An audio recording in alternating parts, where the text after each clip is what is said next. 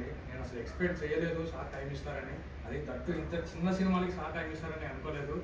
అలాంటిది మాకు మా చిన్న సినిమా కోసం సార్ టైం ఇచ్చినందుకు ఆయన మనస్ఫూర్తిగా లేదు అంటే నేను ఎక్స్పెక్ట్ చేయలేదు లేదండి. అంటే మా సినిమా ఇక్కడ దాకా రాగలుగుతుంది, కష్టపడ్డాం. 1కి 2 సార్లు కష్టపడ్డాం. ఒకటే చూసి 2-3 సార్లు చేసేవాడిని. అంటే కాంప్రమైజ్ అవ్వకుండా ఎందుకు ఆ సినిమా రాలేదు అనే ఉద్దేశంతో ఒక యాక్టర్ బాగు కావాలని మార్చి అలాంటిది అసలు మాటలు రావట్లేదండి. నిజంగా కూడా thank you sir, thank you very much sir, thank you very much sir. ఇంకా సినిమా గురించి వస్తాయండి, కొత్త సబ్జెక్ట్.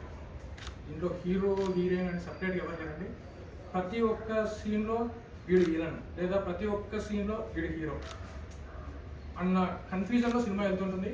సినిమాలో ఎవరు బతుకుంటే వాళ్ళే హీరో కాబట్టి చివరికి నేనే హీరో. ఓవరాల్గా సినిమా